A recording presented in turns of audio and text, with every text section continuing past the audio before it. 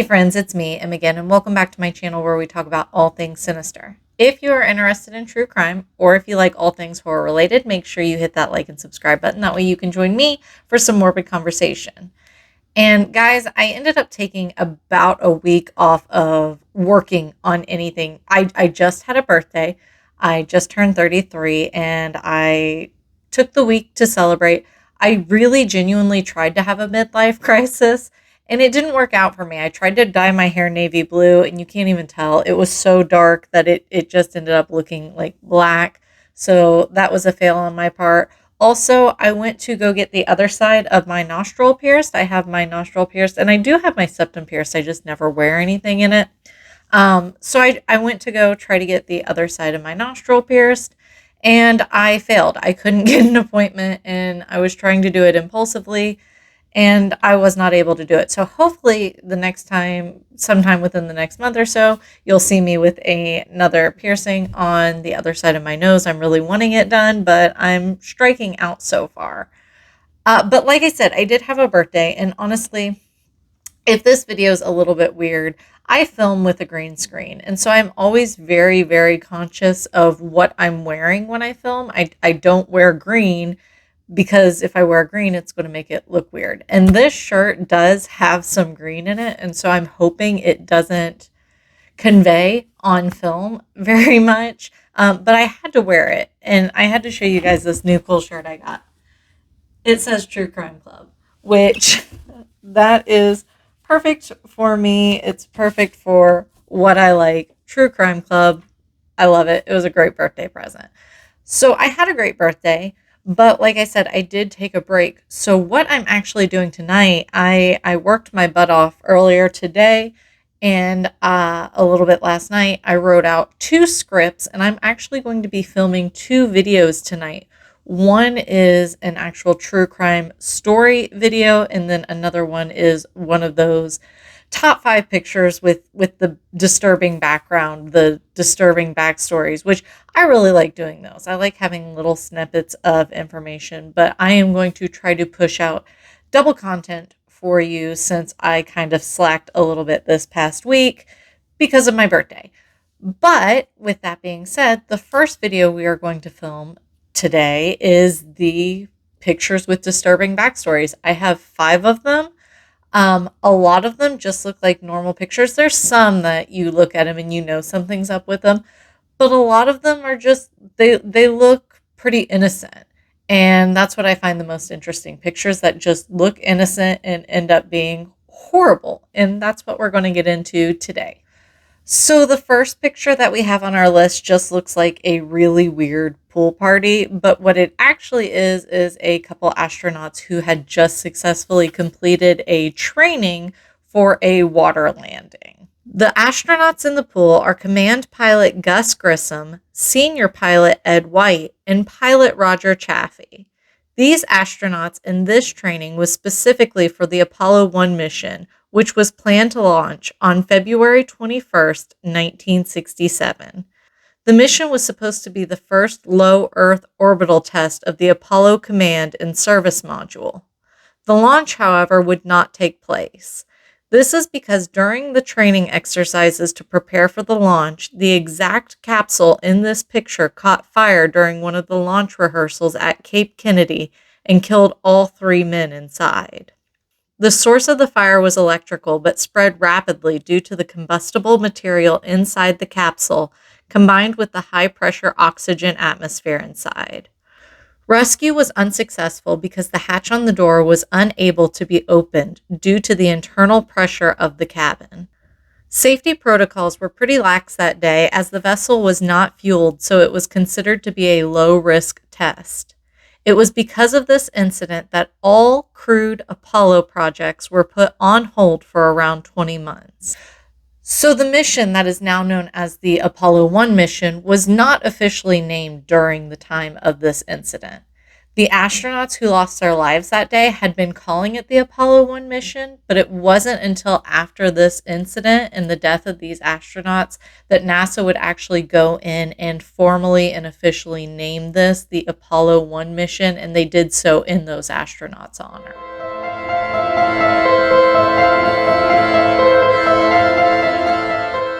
Our next picture is a picture of a woman who is holding a puppy while she's kneeling. It honestly looks pretty innocent and harmless, but it's actually quite sinister. The woman is Myra Henley, and the area where she is kneeling is the place where her and her partner, Ian Brady, had buried one of their victims, John Kilbride. They had abducted, sexually assaulted, and murdered him. He was 12 years old at the time of his death. Henley and Brady were responsible for the deaths of several children, ages ranging from 10 years old up to 17 years old. Henley would not be found guilty for John's murder, but she would be found guilty of 2 others. Brady would be found guilty of 3 separate murders. Though Henley wouldn't be found guilty of John's murder, she would be sentenced to an additional 7 years on top of the 2 life sentences that she had received for the other 2 murders, because she was found guilty of harboring Brady while knowing that he had killed John. Brady himself received 3 life sentences. This is because the death penalty was considered unconstitutional at the time. Brady would later end up admitting to killing 2 others after his sentencing. Henley would also end up confessing to be involved in all 5 murders, the 3 that Brady was convicted of, as well as the additional 2 that Brady had confessed to after trial. However, despite the fact that both admitted to the additional 2 murders, they did not go to trial, as they were already serving multiple life sentences, and the death penalty, like I said, was not on the table. There was nothing to gain by getting more guilty convictions, since both of them would already be dying in prison. Neither Henley nor Brady are alive today. They both did end up dying of natural causes while they were in prison.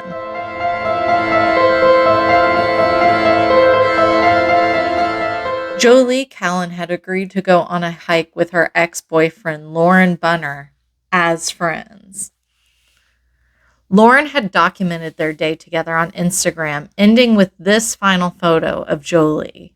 After this photo was taken, Lauren would end up shooting Jolie in the back of the head and then again between the eyes after she collapsed. Afterward, he would push her body off of this very cliff.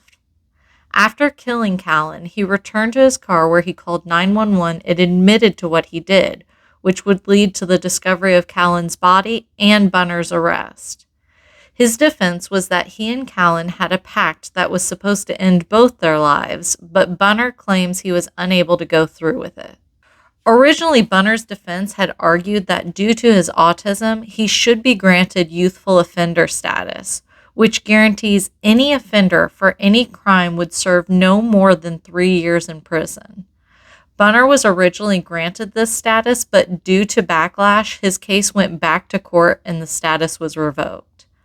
Bunner would end up pleading guilty to the murder and he would receive 52 years in prison, but not be eligible for parole until after 15 years. Bunner was obsessed with Callan and would not accept her breakup and moving on from him. He was controlling when the 2 of them were dating, and quite obviously even worse after they broke up.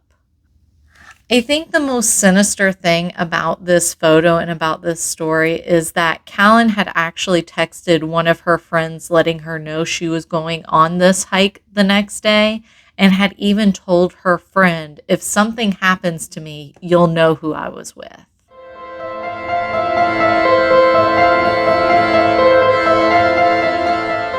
This photo is a photo of 11-year-old Terry Jo Daberalt on a raft in the middle of the ocean.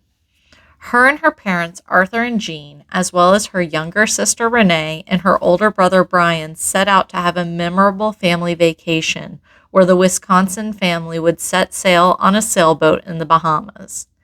They would hire Julian Harvey as their sailboat captain to guide them on this trip around the islands. He would be accompanied by his wife, Mary Dean Jordan, to act as the crew for the sailboat. Unfortunately for the Daberalt family, Harvey had planned on using this trip to kill his wife, Mary, so that way he could collect on a life insurance policy.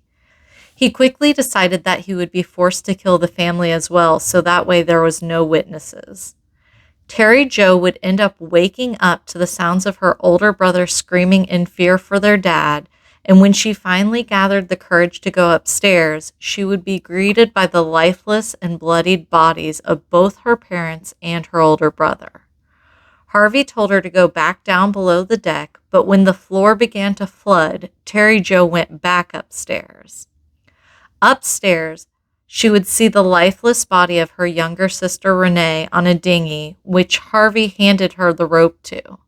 She let go of the rope and Harvey jumped in the water and would take the dinghy and Renee's lifeless body back to shore, where he would tell the story of the sailboat being caught in weather that caused it to catch fire and sink, taking down the passengers. He claimed to have seen Renee floating in the water and, after being unsuccessful in resuscitation, brought her body back out of respect. After being abandoned on the sinking ship, Terry Jo would remember the lifeboat aboard the ship and would untie it and begin her float in the ocean. She would end up floating for a total of 3 days without food or water, in which time the float began to disintegrate and she would also begin to hallucinate. As she was being rescued, she was literally being surrounded by sharks, which made the rescue a little more difficult but was ultimately successful. When the police got news of Terry Jo's survival and rescue, they actually had Harvey at the police station recounting the events for the record. And they told him that, hey, Terry Jo actually survived. And Harvey immediately said that that was wonderful news. But Harvey would end up leaving the police station, going back to his motel room, and taking his own life.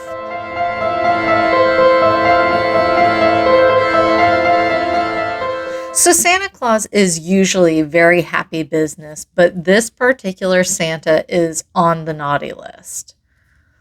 Underneath the beard and bright red hat is 68-year-old Bruce MacArthur, who had more disturbing hobbies outside of his work as the Jolly Mall Santa. MacArthur was a landscaper who would end up using his clients' yards that he was landscaping as disposal sites for his victims. He ended up murdering 8 different men between the years 2010 and 2017.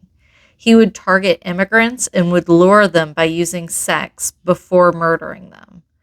After he would kill them, he would set up photo shoots to take with the dead bodies, posing them and sometimes dressing or accessorizing them before he would dismember them and bury them, like I said, when he was landscaping a client's property. Andrew Kinsman was MacArthur's last victim, and he would ultimately be the one to end his cycle as a serial killer. This was because Kinsman was more well known amongst his community than the previous victims was when he went missing, and it quickly circulated.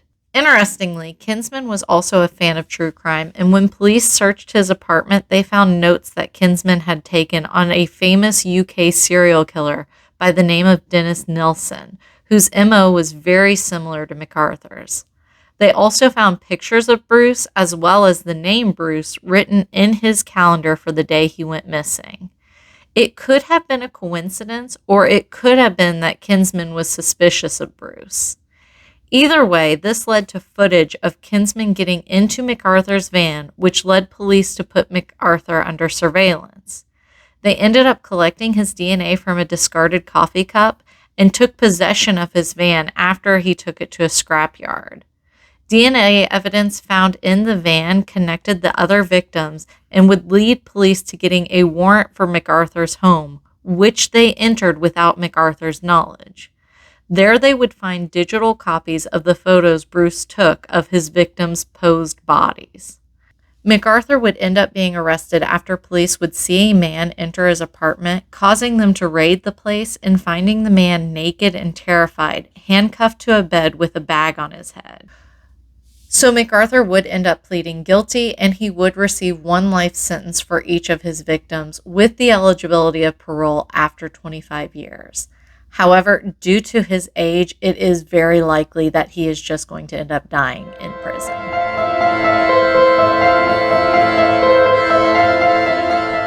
Anyway, so that's that. Those are 5 pictures that, like I said, most of them just kind of look normal. I mean, what's more normal than a mall Santa? How creepy can a mall Santa be? But really, like, Makes you wonder. It really makes you wonder. Like, these people are just walking around amongst us, being Santa Claus and killing people.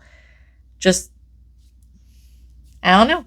But if this is the kind of content that you're interested in, either small little bites like this or longer true crime stories, or even just some horror stories, some horror related content, make sure that you are subscribed to the channel and make sure you like my videos. Also, turn on your post notification bells. That way, the next time I come up with content like this or something similar, you'll be notified so you can sit down here and have another chat with me. Until then, until next time, until my next video, which should come out pretty soon after this one, because like I said, I am double filming today. But until next time, like I always say, take care, stay safe, and I'll talk to you later. All right? Bye.